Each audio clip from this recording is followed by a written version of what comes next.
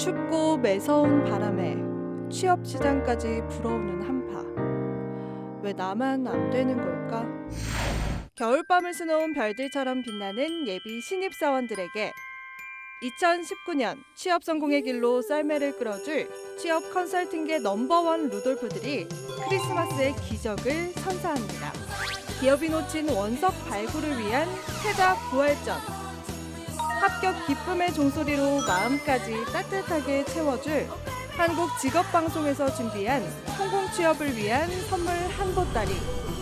잡정보센터 겨울방학 특집 왜 떨어졌나 시즌5 지금 시작합니다.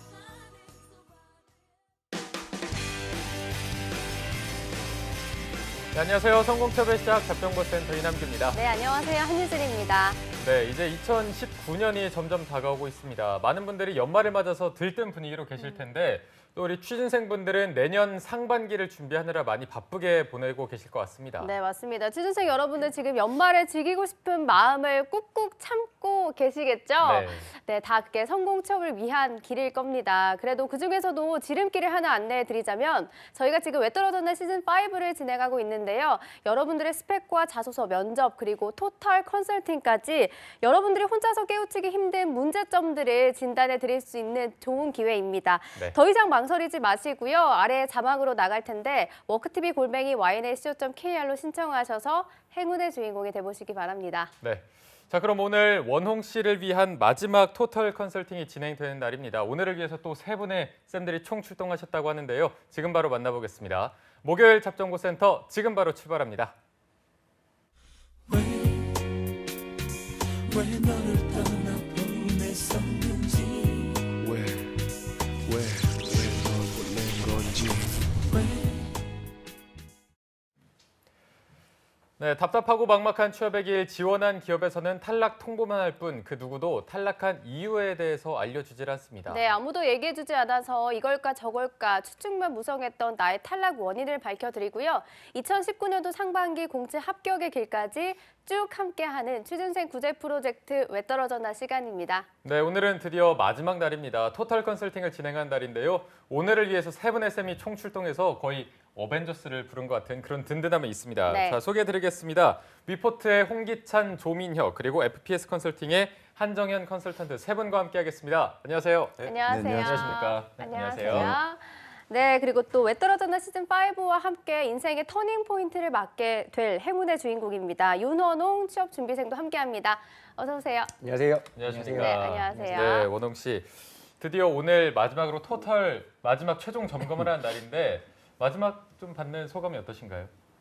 이렇게 30일이고 300일이고 제가 필요한 때 솔루션을 받을 수 있다면 너무 좋을 것 같아요. 근데 이제 다시 혼자 끝없는 싸움에 다시 또 뛰어들어야 될 텐데 덕분에 제가 취준하는 거에 있어서 관점 변화가 조금 생겼습니다. 그래서 좀 제가 원래 목표했던 2019년을 좀 기대되게 만들자라고 했던 거에 좀 희망이 생겨서 너무 기쁩니다. 네. 원래 가르마 그래요? 저요? 네. 아니, 오늘 좀 아침에 급하게 나오느라고. 아, 네. 별로 마음에 안 드네. 벌써 시동을 거시는 건가요? 아니, 저런 스타일 별로 안 좋아하거든요. 굉장히- 채용 담당자의 마음입니다. 네. 채용 담당자의 이것도 가르마. 좀 애매해요. 네, 정리 가르마 좀- 마음에 드시나요? 아, 완벽하죠. 완벽한 가르마 쌤과 함께하겠습니다. 네, 알겠습니다. 아이고. 그 오늘 가르마를 조금 더 신경 쓰셔야 될 것 네. 같은데 지난번에 면접 시간에 본인이 가진 문제점이 뭔지 제대로 지적을 좀 받고 싶다라고 말했던 게 기억이 나는데 지금까지 3일 동안 토탈 컨설팅이 진행이 됐는데 조언을 받았는데 좀 해소가 되셨는지도 궁금하고 쌤들의 조언 중에서 가장 기억에 남았던 회초리가 있다면 어떤 게 있을까요? 일단 저 한참 더 혼나야 될 것 같습니다. 근데 언제라고 혼자, 아니, 그러니까 다른 사람한테 계속 혼날 수는 없으니까 객관적으로 저를 너무 주관적이었었어요. 그게 좀 가장 큰 원인이었던 것 같고 그리고 기억에 남는 건 정말 다 기억에 남습니다. 그 기찬 쌤께서 제 경쟁력에 대해서 다시 객관적으로 분석해 하라는 말도 기억이 나고 그리고 정현 컨설턴트님께서 통해서 그 같이 일하고 싶은 사람에 대해서 컨설팅 받았던 것도 기억이 남고 그리고 민혁 쌤께서 제 직업관과 그리고 그에 따른 제 못됨 심보 이런 게 있었는데 그것들도 다 기억에 남습니다. 그래서 정말 모두 정말 너무 감사드립니다. 전형적으로 면접관이 싫어하는 답변. 어떤 거요? 네, 두 갈식이 아니라 이것도 맞고 저것도 맞고 약간 부잘잘. 그렇죠. 약간 미스코리아 질문하면 저런 거거든요. 이것도 뭐 이번에 뭐 어째야 되는데 뭐 같이 잘 됐으면 좋겠어요. 저런 게 안 좋죠. 자기의 주관이 좀 확실해야 되거든요. 어제는 정말 시동을 거신 거였네요. 오늘 또 어떤 독서를 해주실지 주실지. 기대가 됩니다. 네. 원홍 씨 어쨌든 오늘 세 분의 쌤들이 많은 좀 회초리를 해도 멘탈 잘 잡으시고 답변 잘하시고 오늘 궁금한 거 다 좀 물어보고 가시기 바라겠습니다. 네. 네. 그러면 왜 떨어지는 시즌5의 행운의 주인공 윤원홍 취준생들의 다양한 이력들을 쌤들도 3일 동안 쭉 살펴보셨을 텐데 취업 시장에서 우리 원홍 씨가 갖고 있는 강점은 무엇인지부터 한번 알아보도록 하겠습니다. 네. 먼저 기찬 쌤은 어떻게 보셨나요? 원호 학생은 이제 내년 상반기를 이제 뛰게 될 텐데 그러니까 제가 보건대 뭐 취업은 될 거예요. 그러니까 그건 원호 학생이 지금 기계과고 그다음에 전공학점이 3.8 정도 되죠. 그리고 이제 어학을 IH 갖고 있고 그다음에 해외 인턴 6개월짜리 경험이 있어요. 그리고 학생회장 출신이고요. 방송 나와서 얘기하는 거 보면 다른 공대생들 대비 언변도 좋은 편입니다. 그러니까 지금 제가 보건대 취업은 될 것 같고 작년 상반기 때 헨즈 코퍼레이션도 사실은 합격을 했었잖아요. 그러니까 이번에 이제 동일한 도전이 이루어질 거예요. 제가 보건대 기준점은 그건 것 같아요. 인적성이 제일 큰 변수가 될 거고 잘 풀리면 이제 DS 메모리 설비 직군에 취업이 될 것 같고요. 근데 그게 이제 안 된다고 하면은 제가 보기에는 국내 장비 기업들이나 안 그러면은 자동차 밴드 업계 정도를 뚫을 수 있을 것 같아요. 그러면은 그 연봉 차이가 뭐 한 3천 정도는 나게 될 건데 이 선택이 제일 중요하죠. 그리고 방송 보는 분들 중에 아마 문과 학생들이나 그다음에 원학생보다 이제 학점이라든가 어학적인 부분들이 굉장히 약한 친구들이 오히려 좀 힘들어할 것 같아요. 그래서 기준점을 좀 그렇게 잡고 제가 보기엔 장밋빛이기 때문에 그런 포인트만 좀 잘 튜닝하면 될 것 같아요. 그래서 오늘 우리 이번 방송을 통해서 원어 학생이 다양한 좋은 이야기를 들었을 거예요. 그래서 제가 보기에는 전체적인 전략 자체가 완전히 바뀌진 않을 거예요. 그런데 마지막에 좀 방향 턴하는 부분들, 그다음에 뭐 자소서와 면접에서 스킬적이고 좀 본인이 잘못 생각했던 부분들만 가다듬으면 상반기엔 좋은 결과 있을 것 같습니다. 네, 알겠습니다. 그러면 민혁 쌤은 잠깐 건너뛰고 정현 쌤은 어떻게 보셨나요? 네, 뭐 지금 기찬 쌤이 말씀해주신 거 기준이 어떻게 보게 되면 아마 이 원홍 학생이 가지고 있는 강점을 좀 집어서 말씀을 해주셨는데 저도 이제 거기 하나를 좀 보태면 조금 더 유연함이 아마도 그 자리에서 표출이 된다라고 하게 되면 분명히 유연함도 있을 거라는 생각이 좀 들거든요. 근데 네. 그런 것들을 조금 더 강조를 하면 좀 좋을 것 같고요. 여기에 이제 저는 조금 더 말씀드리면 이게 영업적인 그 스킬이라든지 노하우가 충분히 많이 있어요. 그 부분도 아마도 자소서나 이런 쪽에 좀 녹일 때 그 포지셔닝을 잘 한다라고 하게 되면 많이 뽑는 곳이 있기 때문에 그 포지셔닝을 좀 잘했으면 좋겠다라고 하는 부분. 그리고 강점이라고 하는 그런 어떤 부분 안에서 보게 되면 다양한 경험인데요. 그 경험이 조금 나열 형태로 내가 조금 했었던 것만 조금 이렇게 짚어서 하려고 하는 꼭꼭꼭꼭 이런 어떤 부분이 있는데 그거보다 조금 세심한 것들을 조금 끄집어냈으면 좀 좋겠다라고 하는 게 아마 자소서에 그런 것들을 좀 녹이면 아마 상반기에는 분명히 좀 취업은 하긴 할 거예요. 근데 이제 시간에 관련된 부분인데 그러니까 통상적으로 지금 그러한 그 실패에 대한 어떤 그 시간적인 안배가 있었기 때문에 내년 상반기에는 아마 좋은 결과가 있을 거라고 봅니다. 네, 기찬 쌤이나 뭐 정현 쌤 둘 다 상반기 취업에는 긍정적으로 바라보고 계시는데요. 네.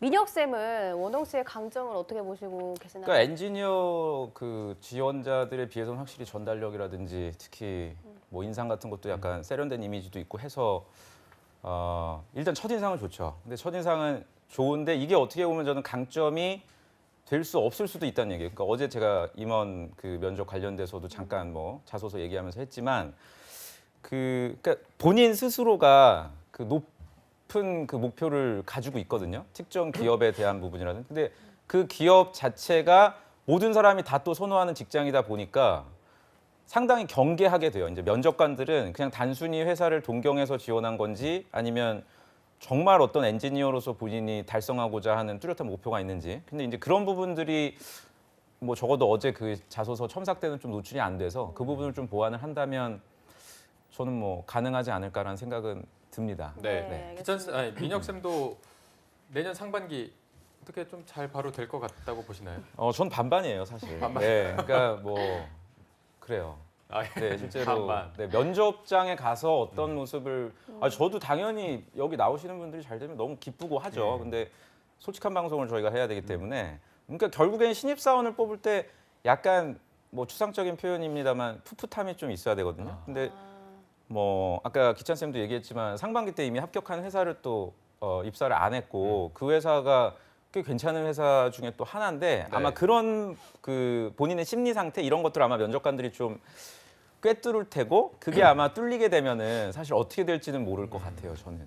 알겠습니다. 근데 면접장에서 사실 그 부분이 지금 미혁 선생님이 말씀하신 게 현장에서 보면 보여요. 그러니까 그게 이제 많이 보다 보면 사실 이거는 신입이 아니다라고 하는 그런 어떤 부분이 뉘앙스로 전달이 되는데 그 부분이 아마 그 부분을 말씀을 좀 하신 것 같아요. 그래서 저는 그래서 좀 신선함이라고 하는 그런 어떤 부분을 덧대려고 하게 되면 전년도에 준비했었던 어떠한 그 에피소드나 가지보다 거기에 나만 좀 설명할 수 있는 것들, 좀 세세한 것들, 디테일한 것들이 조금 그러니까 첨언이 된다라고 하게 되면 그거는 이제 면접장에서 조금 더 내가 이겨나갈 수 있다라고 하는 거죠. 더 나를 드러낼 수 있는 네, 것들. 네.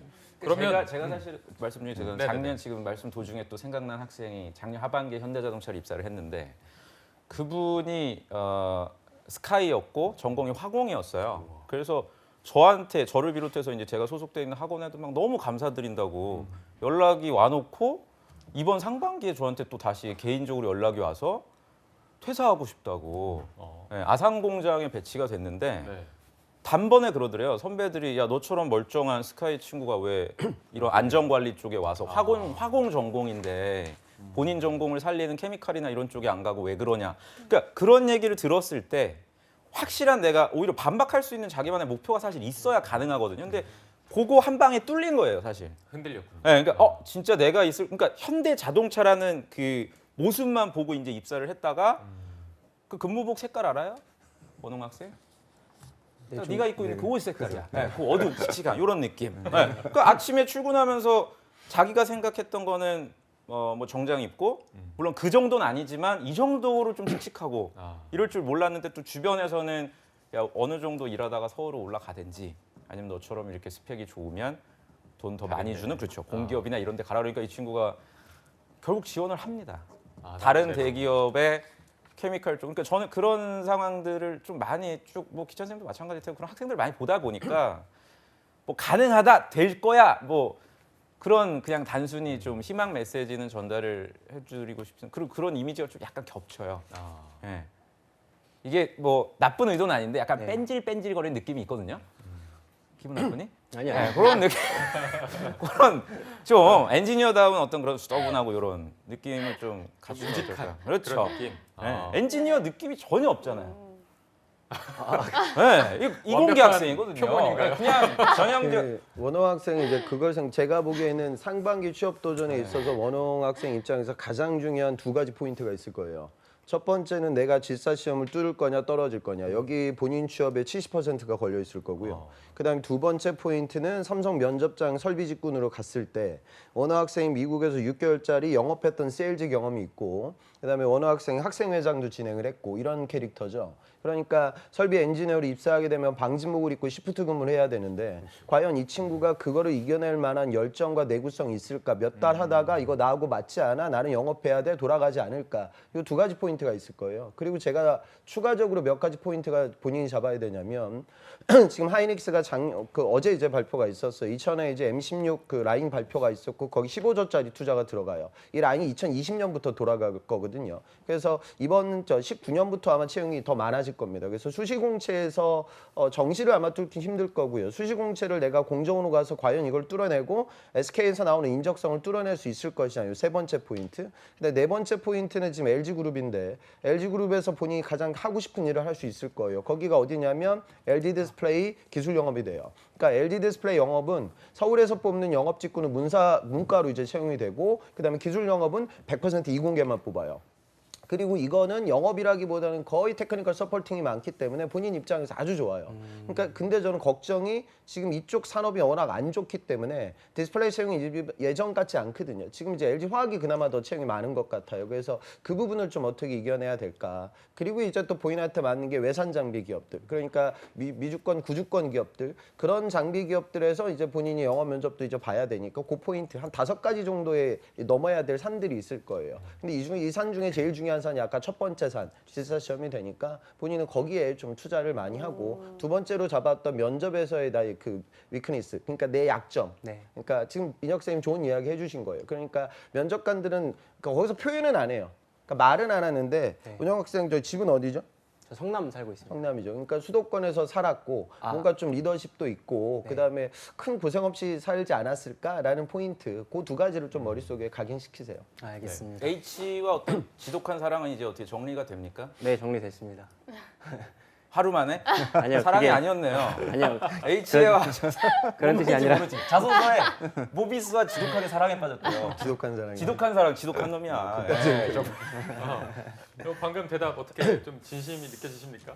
그렇게 쉽게 정리될 것 같지는 않아요. 아. 네, 현대자동차 그룹에 대한 그 지원하지 말라는 건 아닌데 네. 어느 정도 좀 정리를 해야 개수도 많아지지 않을까 생각합니다. 그럼 원홍 씨가 스스로 느끼기에 지방으로 가거나 아니면 아까 뭐 말씀하신 방진복을 입고 그런 근무하는 거에 대한 좀 뭐 거부감이랄까요? 그런 게 실제로 좀 있으신가요? 사실상 제가 자소서에는 쓰지만 이력사항에 안 쓴 얘기가 있는데요.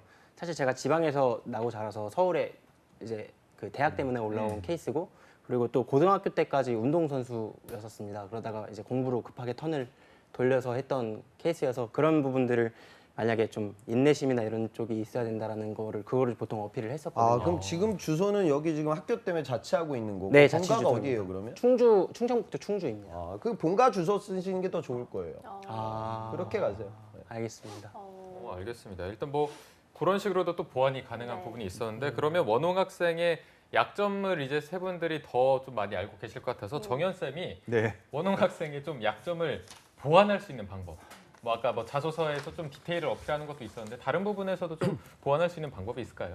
지금 뭐 민혁 쌤이나 뭐 지금 다 말씀을 해주셨던 그런 어떤 부분인데 제가 뭐 자소서 항목에서 보게 되면 조금 더 정말로 그 키워드들이 좀 세다라고 하는 느낌들은 좀 받았어요. 그러니까 본인이 너무나 잘 보이려고 하는 그런 어떤 부분, 그 부분을 약간 좀 또 그 유연하게 조금 풀어서 쓰는 게 아마도 내가 가지고 있는 것들을 조금 볼 수 있게끔 하지 않을까. 그리고 언어를, 그러니까 단어를 전달을 하는 데 있어서 그래도 뭐 우리가 가서 업무를 진행을 할 때 보게 되면 기본적인 그 업무 그 문서 프레임에 관련된 부분은 인지를 하고 있어야 되는데 그런 부분을 조금 볼 수 있는 그런 어떤 구조화된 것들을 조금 정리를 하는 게 아마도 조금 지금 상반기 기준 안에서 보게 되면 아마도 그 정리를 한다고 하게 되면 그걸 좀 정리를 했으면 좋겠다라고 하는 생각이 좀 듭니다. 네. 저는.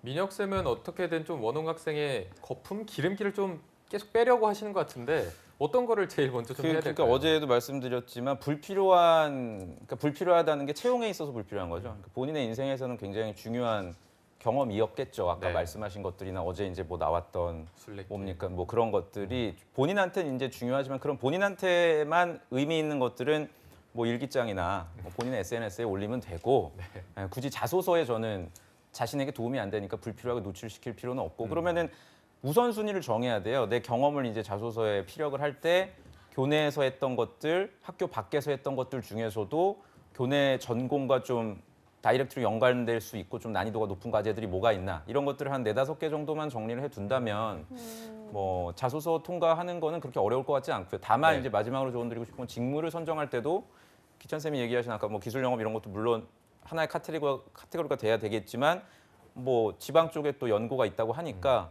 현장 쪽에 대한 관심, 보일 수 있는 생산 기술이나 이런 쪽도 지원을 할 필요가 있어요. 그리고 사실 뭐 시간이 더 있으면 얘기해 보면 좋은데 아까 전에 이제 남규 아나운서께서 질문 주시기를 그럼 지방 쪽에서도 가능하냐? 본인이 답변하기를 이제 지방 쪽에 연고가 있으니까 가능하다. 그건 잘못된 답변이에요. 예, 제 입사 동기들 중에서도 집이 대구인데 포항 대구 고속도로 뚫려갖고 40분이면 가요. 퇴사했어요, 근데. 지방 근무 힘들다고. 그러니까 이거는 단순히 물리적 거리의 문제가 아니라 다른 영역에 있어서의 문제거든요. 그러니까 그거는 그렇게 현명한 답변은 아니. 굉장히 흔하고 많이 쓰는 답변이에요, 그게.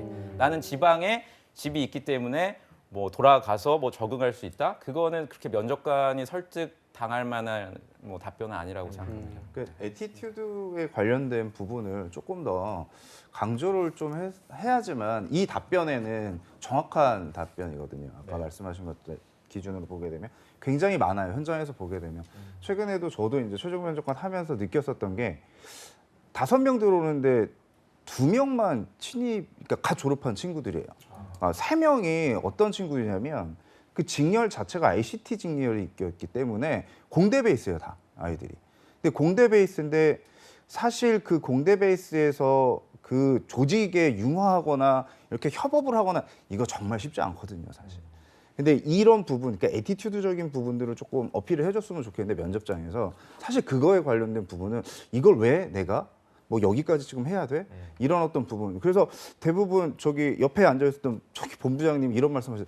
이런 사람들을 뽑아야 됩니까? 라고 하는 이런 어떤 부분들을 이야기를 하셨는데 이게 제가 저기 면접 때 잠깐 말씀드린 반사회성에 관련된 지수가요. 어마무시해요. 선생님 그 우리 저 인성검사 하잖아요. 하면 과거에는 그 인성검사에서 반사회성이라든지 무모함이라든지 이런 어떤 여러 가지 카테고리가 있는데 이게 95분이 넘어가게 되면 저희가 인적성에서 꼭 필터링을 했어요, 사실.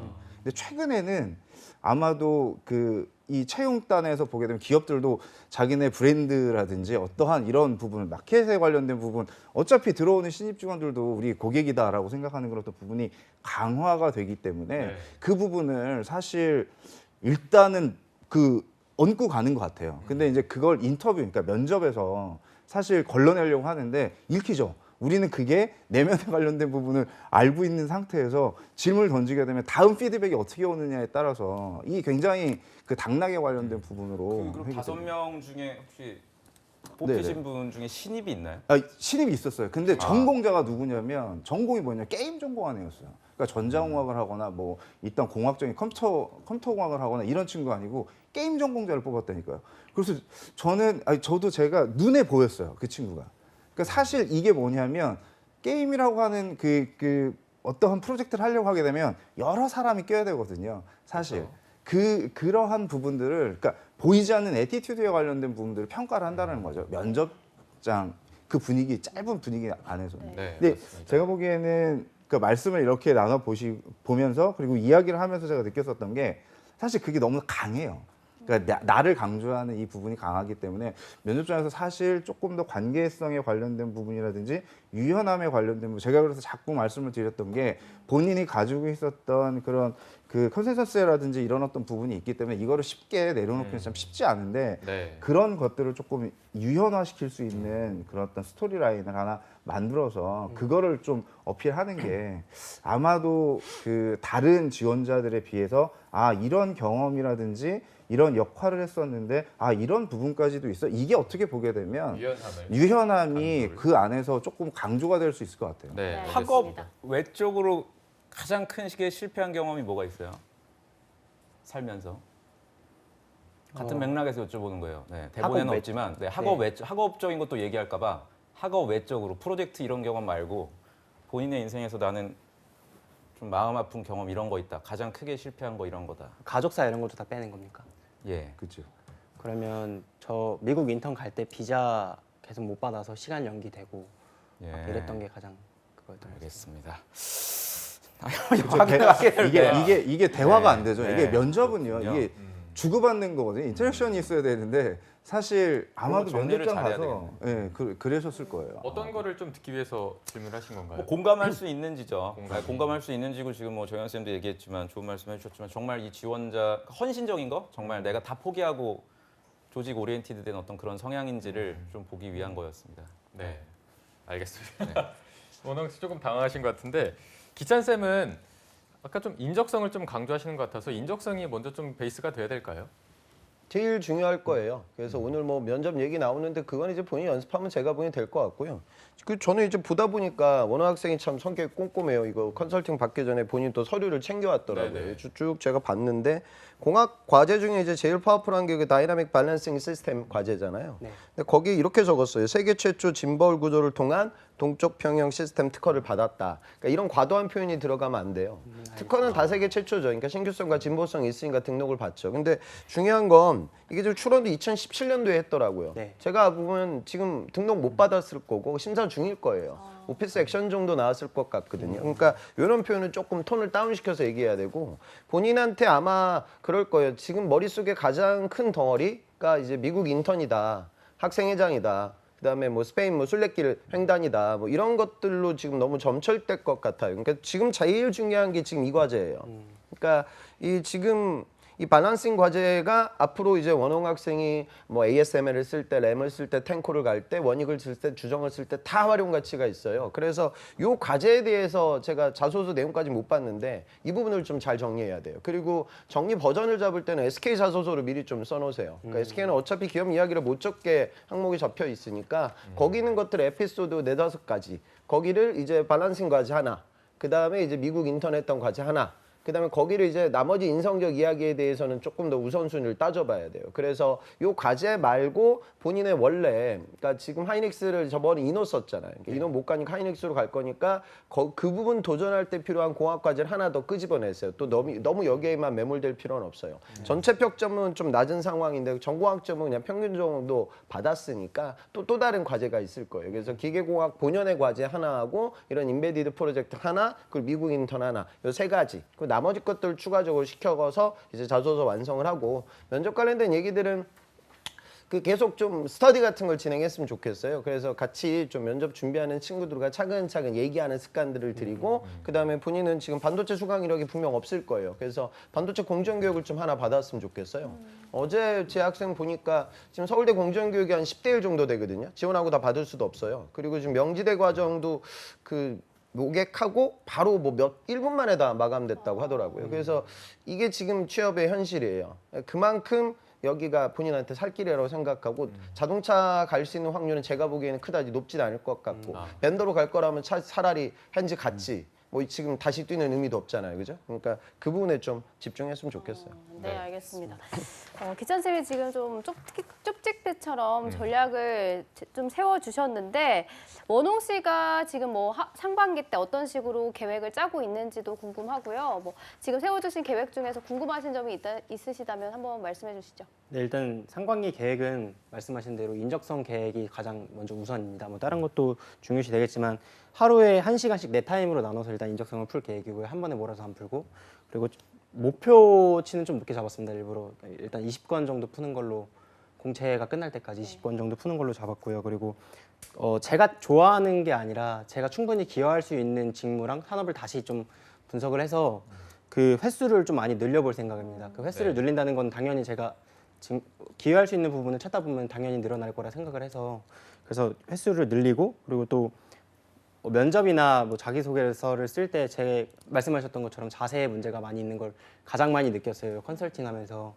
그래서 그런 제가 좋아하는 걸 하려고 하는 게 아니라 진짜 기여할 수 있는 거, 그리고 또 그 기여하는 걸 통해서 나는 어떤 쪽에서 이거를 같이 발전을 할 수 있는지, 이런 걸 좀 같이 혼자서 좀 생각을 많이 해봐야 될 것 같습니다. 네.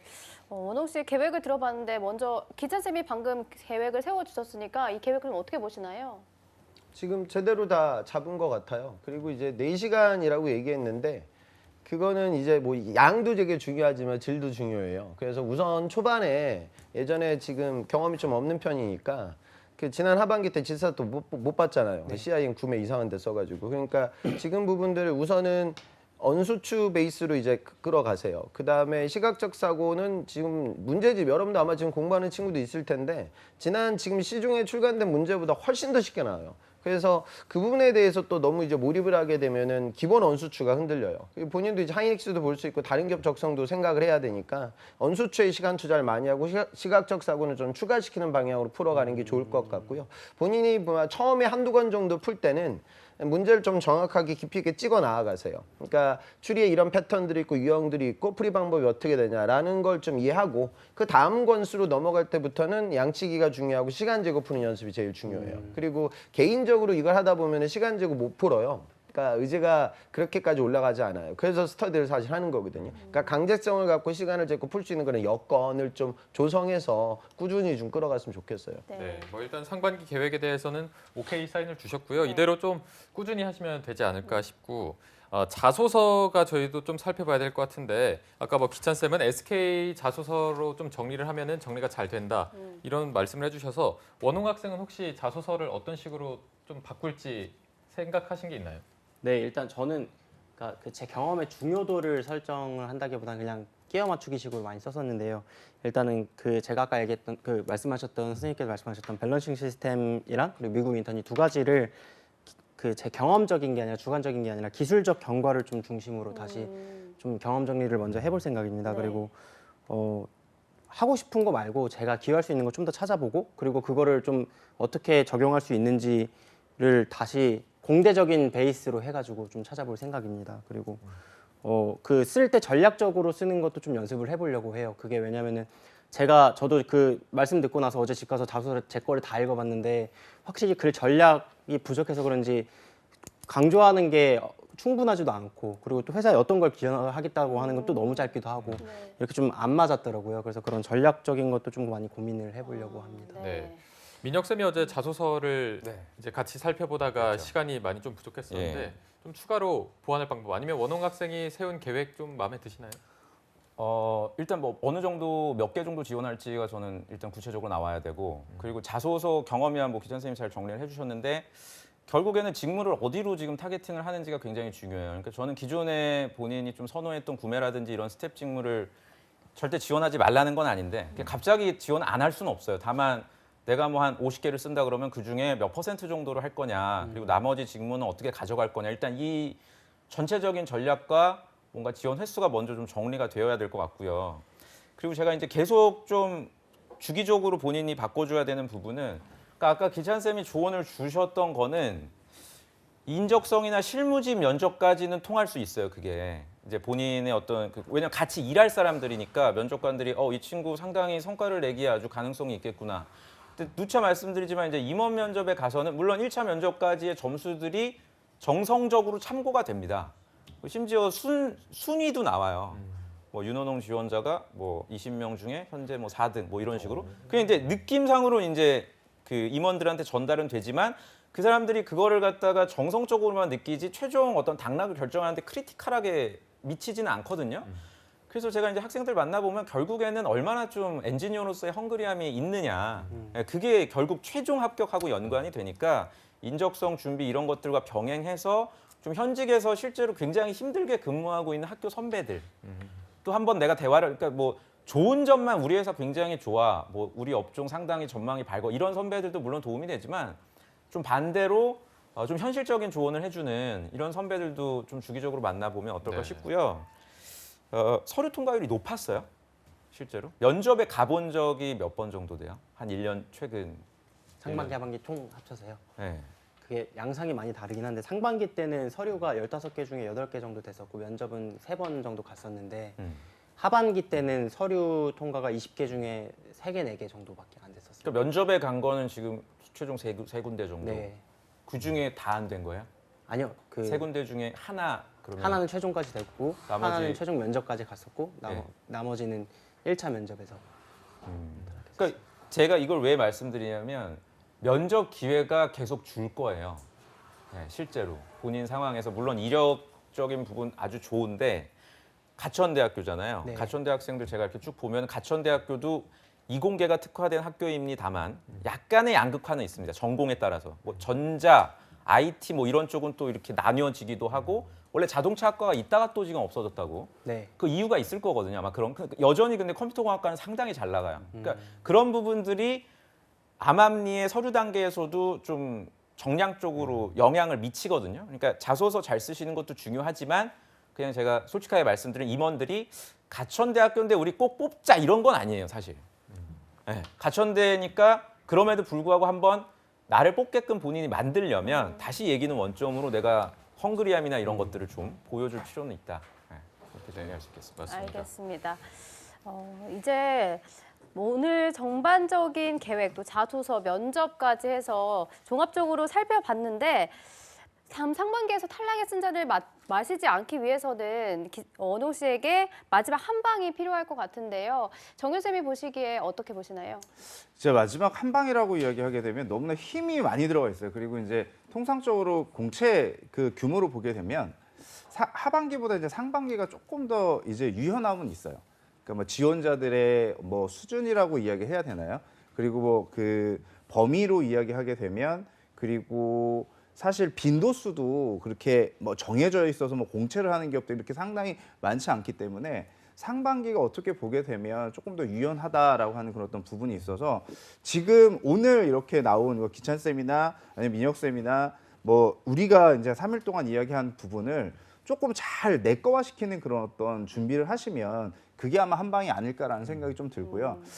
조금 그러니까 혼자 하는 게 굉장히 조금 습관화돼 있는 것 같아요. 이야기를 할 때도 보게 되면 키워드를 보게 되면 그거보다 여럿이서 좀 하는 그런 어떤 훈련이라고 할게요. 그러니까 학습이 아닌 훈련을 조금 하시는 게 아마도 그 상반기 그 채용 시장을 뚫을 때는 한 방이 아닐까라는 생각이 좀 듭니다. 저는. 네, 알겠습니다. 자, 정현쌤이 뭐 마지막 한 방까지 짚어주셨는데 원홍 학생 오늘을 포함해서 오늘 나흘 동안 굉장히 많은 얘기를 들었을 거예요. 정말 궁금한 거 오늘 물어볼 수 있는 마지막 기회니까 지금 세 분한테 해결이 안 되는 거, 더 궁금한 거 지금 물어보시면 될 것 같습니다. 알겠습니다. 그 미국 인턴 했던 거에 대해서 그 제가 사실 거기가 또 할렘가에서 영업을 했던 거여가지고 그게 어떻게 또 강점으로 쓸 수 있는지가 우선적으로 그 유명한 궁금해요. 할렘 네. 흑인분들 이렇게 네, 좀 네. 무서우니까 네. 어떤 분한테 좀 여쭤볼까요? 기찬쌤. 기찬 쌤한테 네, 한번 네, 여쭤볼까요? 네. 그 부분이 그 본인이 영업, 그러니까 디스플레이 영업을 쓰거나 안 그러면은 지금 외산 잠기 기업들의 CS 엔지니어를 쓸 때는 할렘이라는 뭐 그런 터프한 상황에서 적응했다 이런 얘기들보다는 그냥 세일즈 본연의 에피소드가 들어갔으면 좋겠어요. 그러니까 차량을 인도하는 과정들 속에서 고객들이 요구하는 선호도, 그 다음에 고객들의 본인이 제공했던 서비스, 뭐 대단한 건 없었겠지만 안 그러면은 딜러 역할을 주도했던 본인의 상사가 있었을 거예요. 그 상사와 함께 뭐 고객들에게 나가는 CRM 데이터라든가 뭐 그런 것들, 그러니까 조금 직무적인 역량으로 좀 풀어 나아가세요. 그리고 그 얘기를 만약에 내구성 관련돼서 또 근데 대부분의 글로벌 역량, 그러니까 교환학생이라든가 연수기관들을 활용해서 내가 다양한 문화권, 언어권, 종교권에 있는 사람들과 협업했다. 그다음에 그렇게 좀 힘든 상황에 내가 적응했다는 에피소드는 너무 뻔하기에 저는 그러니까 뭐 그 환경을 그걸로 잡는 건 좋죠. 그러니까 무슨 얘기냐면 뭐 할렘에서 거기가 뭐 무서웠다 이런 식의 접근이 아니라 그렇다면은 소득 수준이 그런 지역 상권보다 낮았기에 판매가 되는 과정에서는 당연히 어느 정도 차종이 많이 나갔을 것이고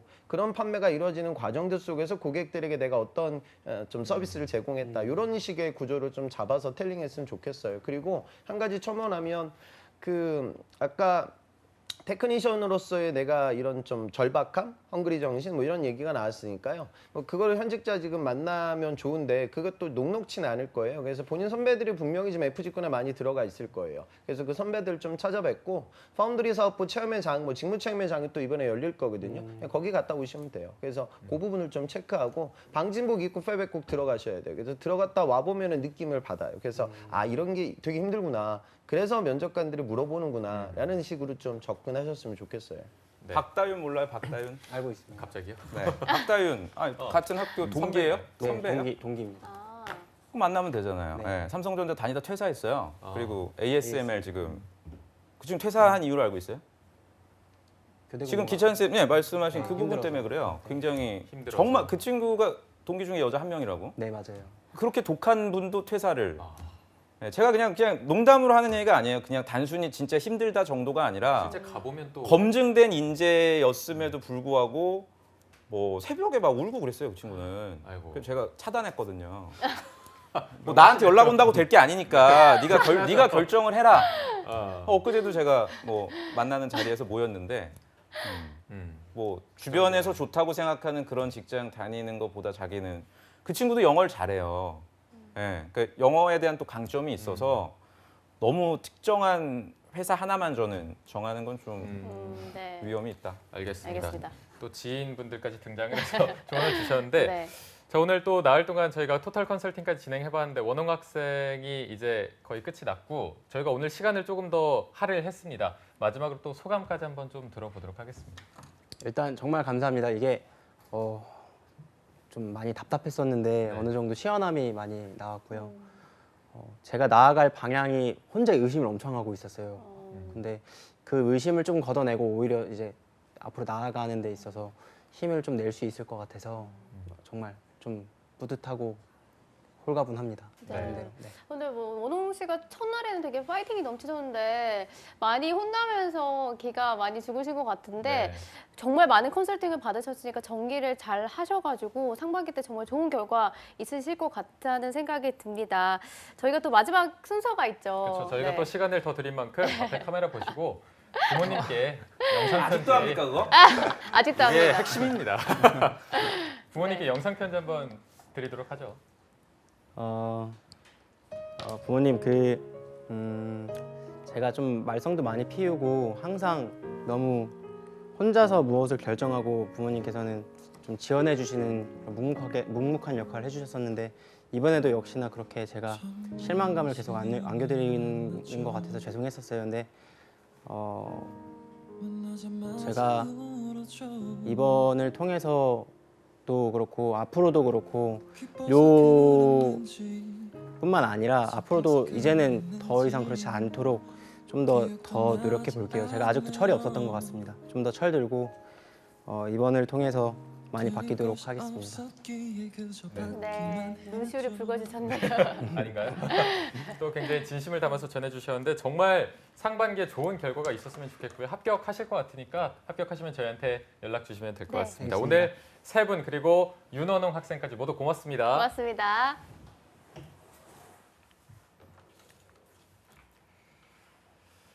네, 잡정보센터 1부는 여기서 좀 마무리해 보도록 하겠습니다. 잠시 후 2부에서는요. 일자리 방방곡곡이 준비되어 있고요. 네, 그리고 히든 챔피언스 리그도 준비되어 있습니다. 네, 어디 가지 마시고요. 채널 고정.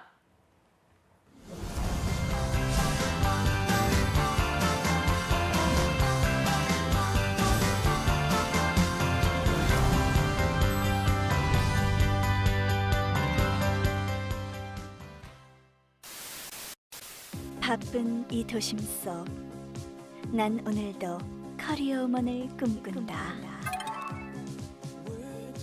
스펙, 자소서, 면접, 토탈 컨설팅까지 잡정보센터와 함께라면 두렵지 않아.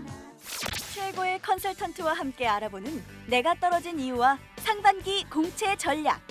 취준생 구제 프로젝트 왜 떨어졌나 시즌 5. 많은 시청 바랍니다.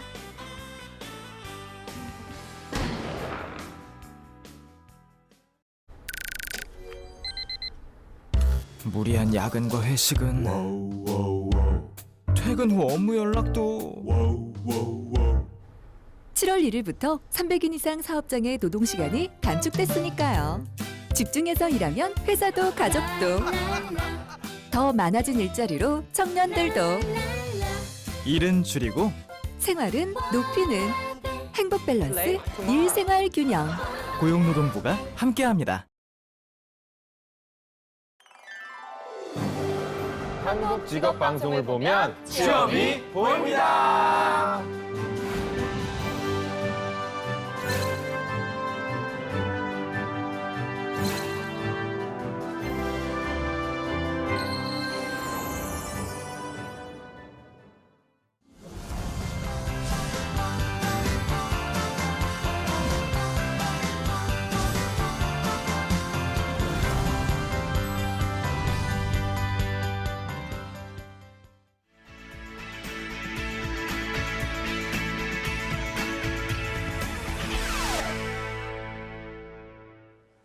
네, 매일매일 전국 각지의 생생한 채용 정보 알아보는 일자리 방방곡곡. 오늘은 강원으로 가보겠습니다. 춘천 고용복지플러스센터의 이금주 주무관님, 안녕하세요.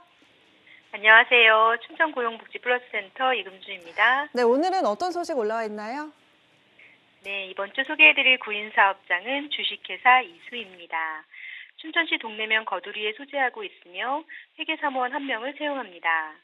지원 자격은 학력은 고졸 이상, 경력은 2년 이상자로 금융, 회계, 세무학 전공자, 전산세무회계 자격증 소지자나 ERP 회계 프로그램 사용 가능자, 문서 작성과 엑셀 가능자를 우대하고 담당 직무는 연구개발 과제 사업비 및 일반 회계 관리 업무입니다. 근무 형태는 주 5일 근무로 월급은 200만 원 이상이고 경력에 따라 면접 시 임금 협의 가능하며 접수 마감일은 2019년 1월 11일까지로 지원을 희망하시는 분은 워크넷 채용 정보를 참조하셔서 이력서와 자기소개서를 준비하여 이메일 지원하시기 바랍니다. 네, 2년 이상 경력의 회계사무원 1명 채용합니다. 관심 있는 구직자분들 많은 지원 바라겠습니다. 네, 주무관님 다음 소식도 바로 전해주시죠. 네, 다음으로 소개해드릴 구인사업장은 한국인상공사 원주공장 새마을 금고입니다. 원주시 소초면 북원로에 소재하고 있으며 출납창고 사무원 1명을 채용합니다. 지원 자격은 학력은 4년 대졸 이상, 경력은 신입으로 경영학 전공자, 회무회계 1급 소지자, 컴퓨터 활용 능력 우수자, 자동차 운전면허 소지자를 우대하며 담당 직무는 입출금 관련 출납창고 업무입니다. 근무 형태는 주 5일 근무로 월급은 190만 원 이상이고 경력에 따라 면접 시 임금협의 가능하며 접수 마감일은 채용 시까지로 지원을 희망하시는 분은 워크넷 채용 정보를 참조하셔서 이력서와 자기소개서를 준비하여 방문 접수하시기 바랍니다. 네, 신입의 출납창구 사무원 1명 채용합니다. 관심 있는 구직자분들 많은 지원 바랍니다. 주무관님 오늘 소식 고맙습니다. 고맙습니다. 네, 지금까지 일자리 방방곡 꼭 강원도 채용 정보 알아봤습니다.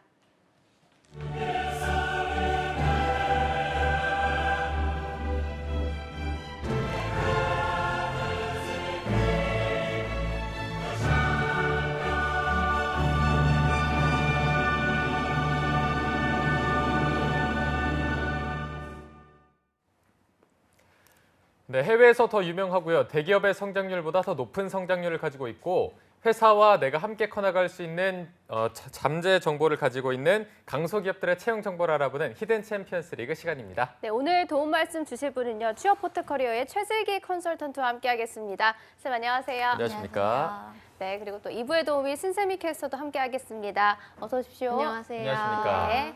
네, 슬기쌤 이제 크리스마스가 일주일도 안 남아서 혹시 남편분과 어떤 계획을 세우셨나요? 네, 특별한 계획은 없는데 이제 네. 집에서 아무래도 맛있는 거 해먹고 밀렸던 영화들 좀 보고 할 것 같습니다. 그런 게 제일 좋은 것 같아요. 가장 좋죠. 크리스마스 때 어디 가면 사람 엄청 네. 많아서 싸운다고 하더라고요. 네, 명동 같은 데 가면 사람만 구경하다 온다고 해서 맞아요. 그냥 집에 있으려고요. 어, 또 크리스마스 때 또 엄청 추울 예정이라 집이 아, 짱인 것 같습니다. 맞습니다. 네. 신세미 캐스터는 곳에 또 다른 계획이 생겼나요? 만들 수가 없어서 그냥 저도 집에 있는 걸로 하도록 하겠습니다. 또 춥다고 하셔서 더 집에 있어야 될 것 같아요. 하나 만드시죠. 어쩔 수 없이. 안 될 것 같아요. 왜요? 네? 만들 수 없을 것 같아요. 점점 자신감을 잃어가고 있는 것 같아요. 네, 아이고. 알겠습니다. 그러면 슬기쌤이 오늘 소개해 주실 히든 챔피언 기업 어디인가요? 네, 제가 오늘 소개해드릴 기업은요. 국내 에폭시 시장을 선도하고 있는 에폭시 수지 전문 기업인 코스닥 상장사 국도화학입니다. 네, 국도화학 방금 말씀하신 그 에폭시가 뭔가 접착제 같은 그게 맞는 건가요? 네, 맞습니다. 아마 많은 분들이 저처럼 잠깐 들어본 정도로 알고 계실 것 같은데 더 좀 자세한 설명이 필요할 것 같습니다. 국도화학의 주력 제품에 대해서 조금 더 자세히 설명해 주시죠. 네, 국도화학은 1972년에 설립된 창립 이래 46년간 에폭시 수지라는 한 우물만 파온 업체입니다. 사업 분야로는 에폭시 수지랑 그리고 폴리아마이드 수지를 제조 판매하고 있고요. 주요 제품으로는 에폭시 수지, 폴리올 수지가 있습니다. 에폭시는 열 경화성 플라스틱 중에 하나로 물과 날씨 변화에 잘 견디고 접착력이 강해서 코팅용 접착제 등으로 활용을 합니다. 이러한 특성을 이용해서 국도화학은 원재료인 BPA 그리고 ECH를 가공해서 에폭시 수지로 선박, 자동차, 컨테이너 및 전기 전자용 도로로 생산 및 판매하고 있고요. 최근에는 복합 소재 분야인 풍력 발전기의 핵심 기자재로 풍력 블레이드, 날개 부분에 사용하고 있습니다. 그리고 우주항공 분야, 그리고 정보통신 및 기술 분야까지 다양한 산업 소재로 응용되고 있다고 합니다. 네, 알겠습니다. 단순히 재료를 판매하고 또 생산하는 기업인 줄 알았는데 정말 다양한 분야에서 활용이 되는 것 같습니다. 네. 매출비 규모도 상당할 것 같은데 어느 정도 수준인가요? 네, 국도화학의 매출액은 2017년 기준으로는 연 매출 1조 760억입니다. 영업이익은 565억이고요. 당기순이익 420억입니다. 직원 수는 2018년 기준으로 봤을 때 521명이고요. 국내에는 부산, 익산, 그리고 시화에 공장을 3개 보유하고 있고요. 중국 공산에도 해외 공장을 보유하고 있습니다. 네, 말씀하신 것처럼 매출액이 1조가 되는 히든 챔피언 기업은 정말 처음인가요? 굉장히 오랜만에 나온 것 같은데 규모가 상당한 것 같습니다. 말씀하신 대로 뭐 국내에도 3개의 공장이 있고 해외에도 공장을 보유하고 있는데 그렇다면 국내 및 해외 시장에서의 점유율과 위치는 저희가 어느 정도라고 보면 될까요? 아무래도 국내 선두 업체이다 보니까 지금 국내에서는 1위로 시장을 점유하고 있는데요. 네. 시장 점유율이 무려 65%를 차지하고 있습니다. 주요 국내 거래처로는 두산 그리고 KCC 등이 있고요. 국내뿐만 아니라 아시아에서도 60%의 점유를 하고 있습니다. 반도체 분야와 도료 분야의 에폭시 제품을 해외 60여 개국으로 지금 수출하고 있는데요. 유럽과 미국 그리고 터키의 물류기지를 운영 중입니다. 세계 2위의 에폭시 생산 능력을 보유하고 있어서 현재 지금 세계 1, 2위를 다투고 있는 우량 챔피언이라고 말씀드리고 싶습니다. 네. 국내 1위에서 그치지 않고 글로벌 기업으로까지 나아가고 있는데요.